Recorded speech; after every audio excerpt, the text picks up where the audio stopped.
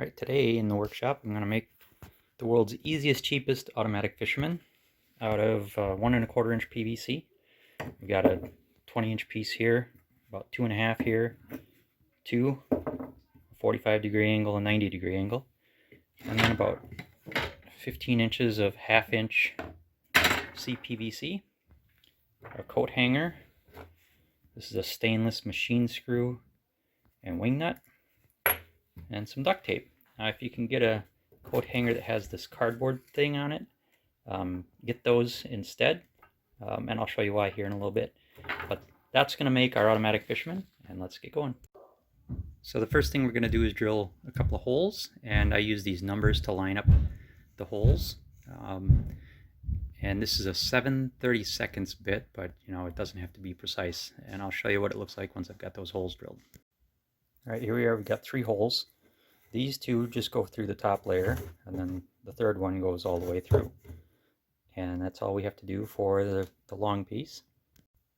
And now we're going to drill a hole halfway through this CPVC, this 1/2 inch CPVC. So we mark the halfway point and drill the hole through that. And there we've got our hole all the way through the CPVC, so that's ready to go. So now we're going to assemble the base, and you can see how this goes together. We got the 90, the short piece here, the 45, and then the longer, the 2.5 piece. Now these don't need to be precise, right? This dimension and this dimension. I use 2.5 there and 2 inches there, but you can make it whatever you want. Now when you're assembling this, remember you drilled right through the numbers over here. We drilled right through the numbers, so use that to make sure that this 90-degree elbow is vertical. And then we assemble it, and what I use is just a little bit of glue. So if you look close, you can see I just smeared a little bit of epoxy.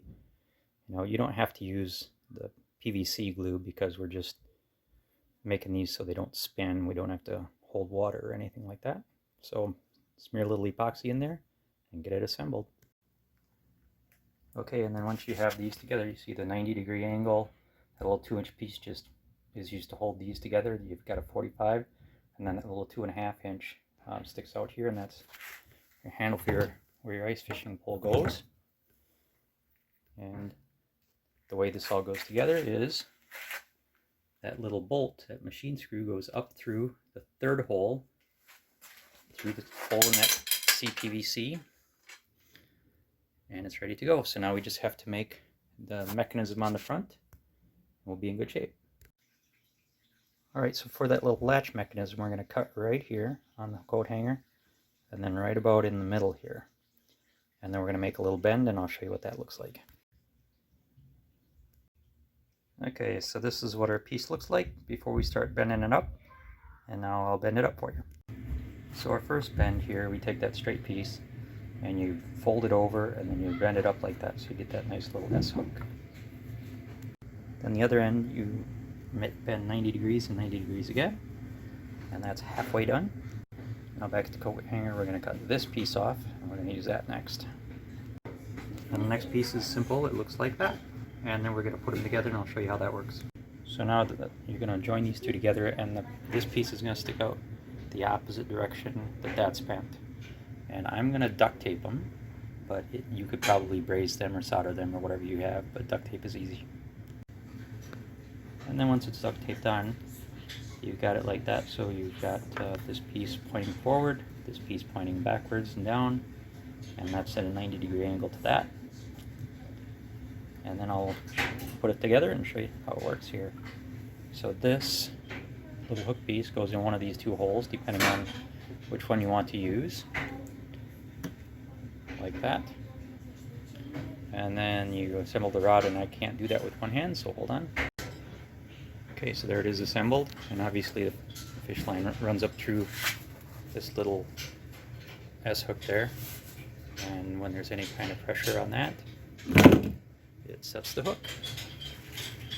And that's all there is to it, and I'll show you what it looks like when it packs up now. So packing it up is easy. You take this wire out, take this screw off, or this wing nut off, and I'm going to pause here while I get it all apart.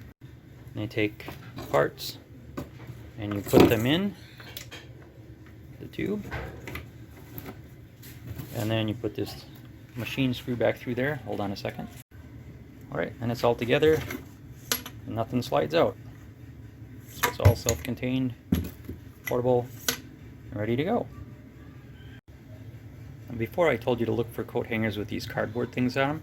Some of them have a solid piece of metal going through them, but some of them this is just a piece of cardboard, and the coat hanger is already bent like this. So that saves you a couple bends. So if you can find those coat hangers, that works great. And this is all set up and very professionally bent for you.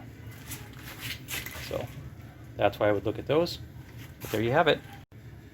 Okay, so the $1,000,000 question, how much does this cost? Well, even at my local hardware store in a small town, each one of these is about $1.20 worth of the 1 1/4 inch PVC, plus $3.80. These are $1.90 each, and that's about as expensive as you can get these. So let's call that $5 plus this cross piece, which is about 25 cents. And then this, I used stainless steel, so that was $1.50. So if you want to add it all up, it's probably about $6, $7 worth of material there.